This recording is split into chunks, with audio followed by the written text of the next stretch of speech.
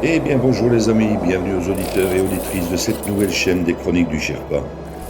Comme vous allez le comprendre ici, nous allons faire non pas un retour vers le futur, mais bien un retour vers le passé, telle la machine du projet Looking Glass, afin de reprendre les événements en 2020 pour remonter l'actualité vers 2025. Je vous invite à me suivre au travers de mes très nombreuses analyses de situation qui ont rythmé ces dernières années au gré d'une multitude de sujets clivants concernant le plan divin et christique de l'Alliance et de la communication militaire Q. Du nouvel ordre mondial mort-né au nouveau monde et à l'âge d'or qui se profile à l'horizon, vous comprendrez un peu mieux ce plan militaire américain au travers de plus de 155 analyses écrites en temps réel et éditées en podcast par une très belle équipe d'âmes éveillées. Pensez à vous abonner à la chaîne et cliquez sur le pouce si vous en appréciez le travail. Merci à toute l'équipe Z qui œuvre sans compter ses heures pour offrir ces infos à l'humanité. Bonne écoute à tous et à toutes.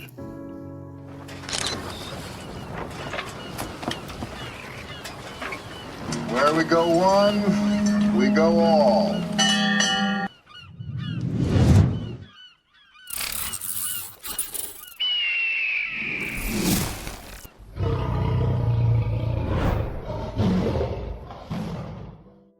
Analyse du 28 février 2022, Sherpa One.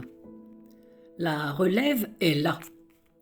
À tous mes amis et amies nouvellement éveillés, je détecte chez de nouveaux éveillés qui publient à cette heure de manière frénétique la même hargne et la même volonté de bien faire dans leur partage que lorsque je m'excitais en 2020 sur Facebook pour éveiller mes contemporains en passant pour, la plupart du temps, pour un débile profond.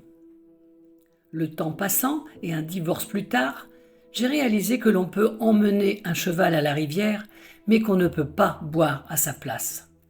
Pourtant, il n'y a pas un jour durant ces 2 dernières années où je n'ai pas partagé des infos jamais contredites, hormis par des censures et des blocages sur Facebook, jusqu'à 4 en un seul mois, que ce soit concernant la pandémie ou la politique extérieure des psychopathes qui nous dirigent. Mais la relève est là et elle partage. Nous sommes de plus en plus nombreux. Mais ce partage est fatigant, très fatigant, je dirais même usant.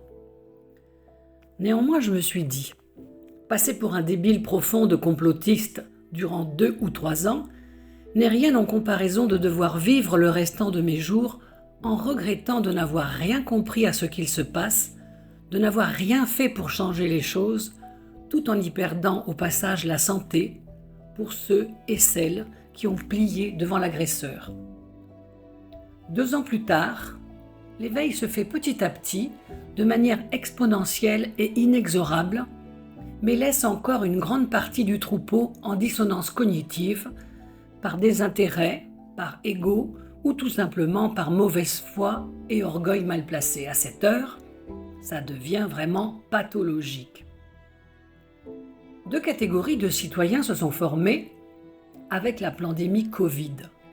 Ceux qui pigent et ceux qui ne pigent pas, c'est comme ça. Ceux qui manifestent et ceux qui nous critiquent sans venir vérifier à Bruxelles les chiffres des médias. Ceux qui refusent d'obéir aveuglément et ceux qui acceptent tout pour préserver une normalité anormale et un niveau de vie qu'ils pensent immuable.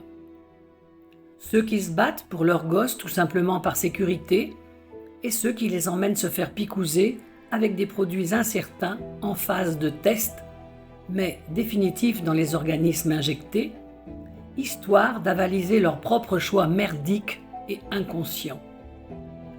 Ceux qui font fonctionner leur cerveau reptilien et leur sens critique afin d'actionner le sacro-saint principe de précaution, et ceux qui cautionnent le principe de fonctionnement du troupeau ou du banc de sardines en se répétant « jusqu'ici tout va bien ».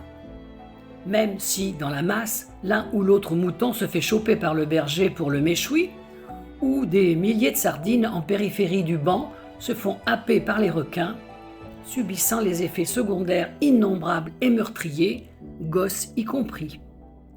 Jusqu'ici tout va bien, pour eux.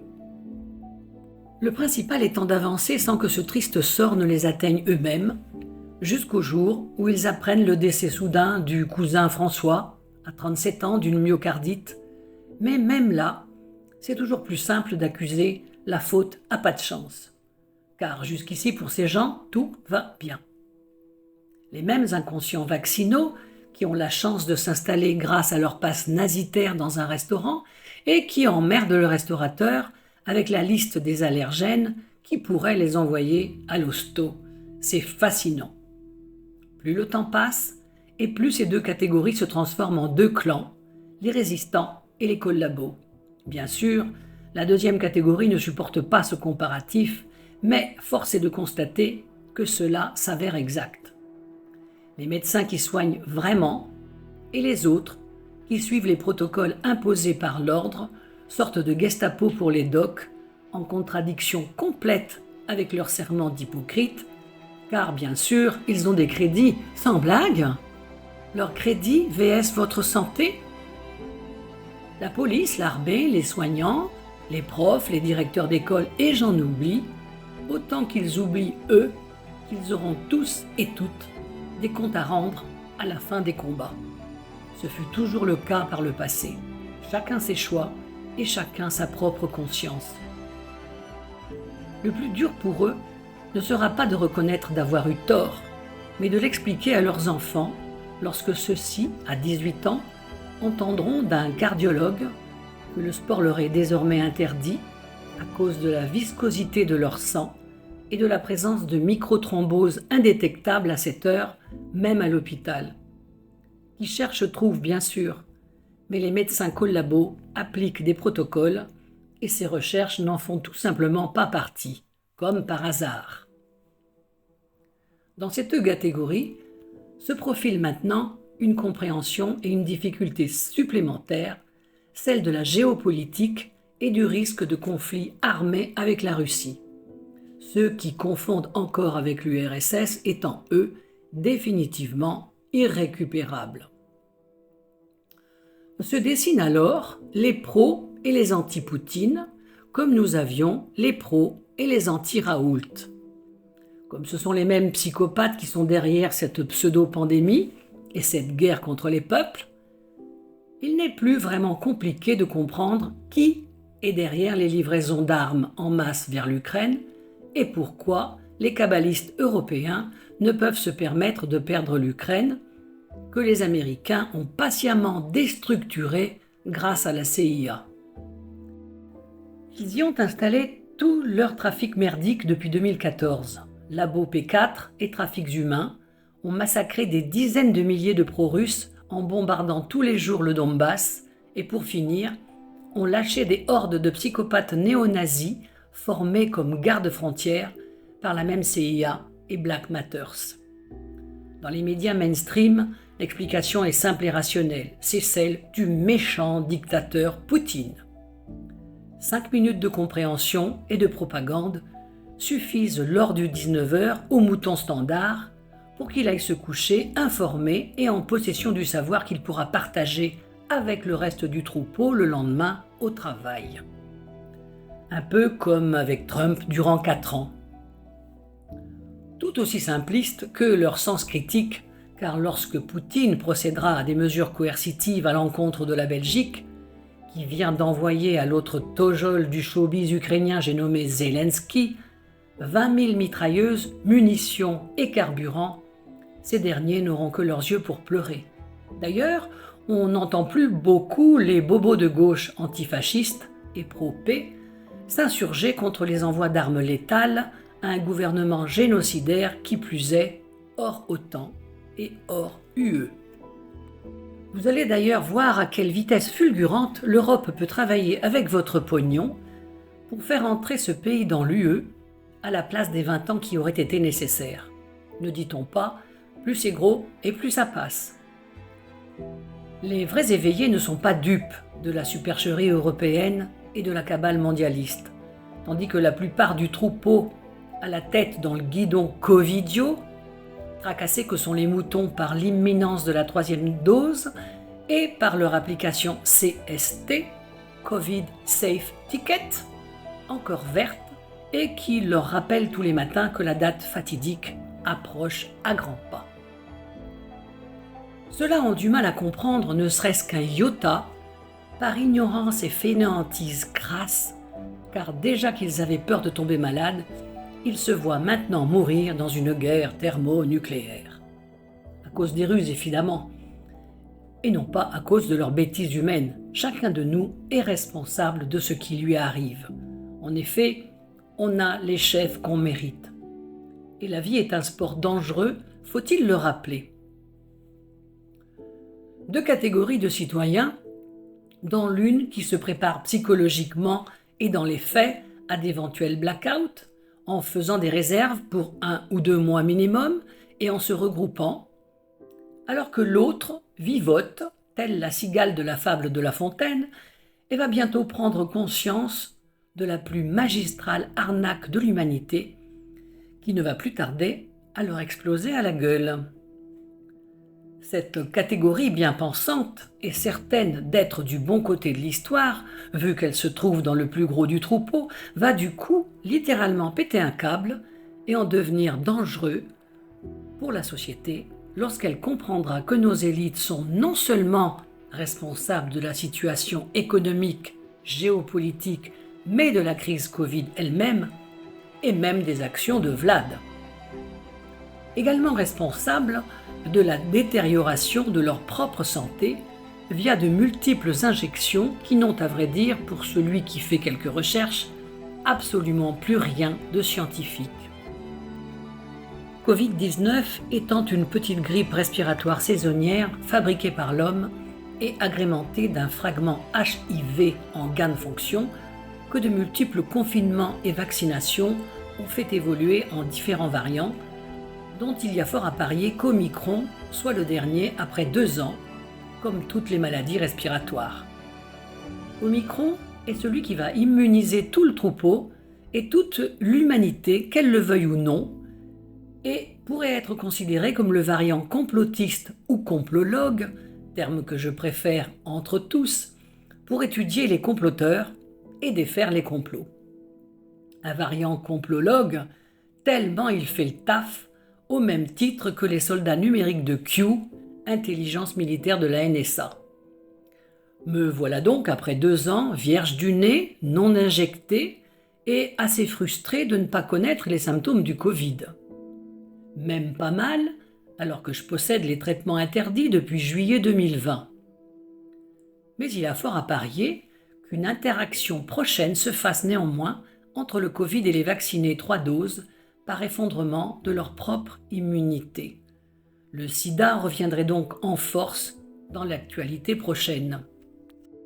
Vrai ou faux, je m'en cale, vu que les seuls à se tracasser à cette heure sont ceux et celles qui m'ont excommunié et se sont fait injecter, tant ce que je leur disais était insupportable à entendre.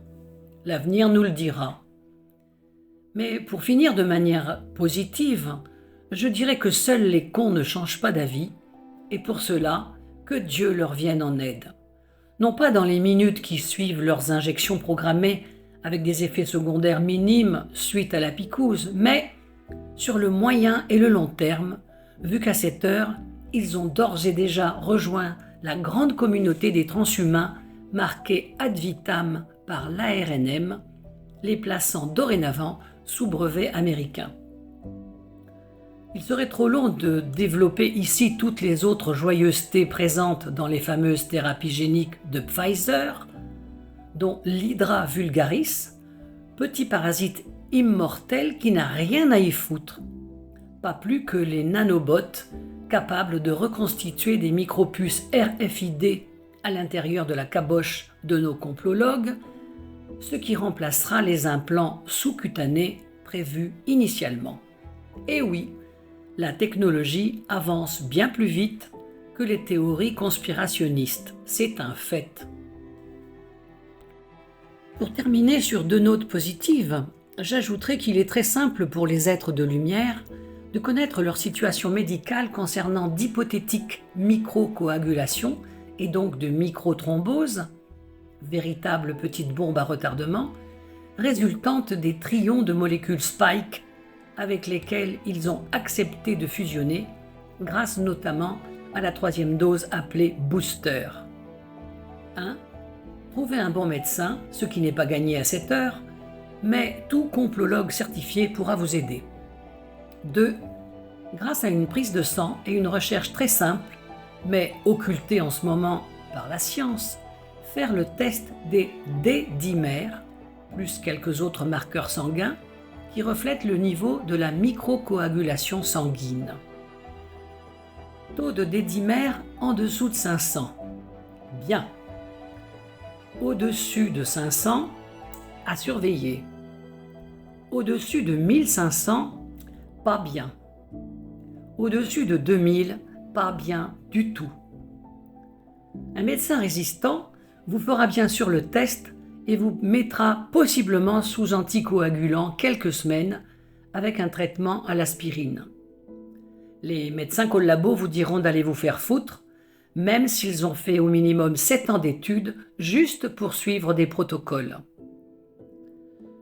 J'en suis même à ma 3e année en autodidacte et je peux vous assurer que ce n'est pas si insurmontable que ça en a l'air. Non, je déconne. La deuxième bonne nouvelle, c'est qu'il n'y aura pas de 3e guerre mondiale pour une raison simple, c'est que nous y sommes déjà depuis 2016. Et puis désolé pour le stress induit par cette nouvelle. Poutine nettoie son marais ukrainien comme Trump a nettoyé le sien en 2018. Pour le reste, le nouvel ordre mondial est mort-né et nous sommes les témoins privilégiés de son agonie. Pas de guerre thermonucléaire donc, mais une alliance qui œuvre actuellement pour le bien du troupeau, mais qui doit néanmoins l'amener vers le bord du précipice afin de procéder au grand réveil final. Sortir l'humanité d'une hypnose collective mise au point depuis plus de 30 ans n'est pas chose aisée, et cela prend du temps, beaucoup de temps. Seuls les complologues ont vraiment la patience car ils sont convaincus de l'issue finale du plan. Les autres, réveillés depuis peu, s'impatientent. Mais le gros du troupeau s'en bat les couilles tant que son pass reste suffisamment vert jusqu'au début juillet. Top départ des ramonages de pif et des PCR à gogo pour partir se prélasser sur les côtes françaises ou espagnoles. Dans la vie, nous sommes tous maîtres de nos choix et ces psychopathes ont toujours besoin de notre consentement, éclairé ou non, pour atteindre leurs objectifs mortifères et sataniques. Chez les satanistes, c'est l'une de leurs lois, un peu comme les 10 commandements chez les catholiques. C'est pour cette raison qu'à cette heure, il n'y a toujours pas d'obligation vaccinale, quoi que vous en pensiez. Elle n'est pas nécessaire, mais nous restons, en toutes circonstances, maîtres de notre propre choix.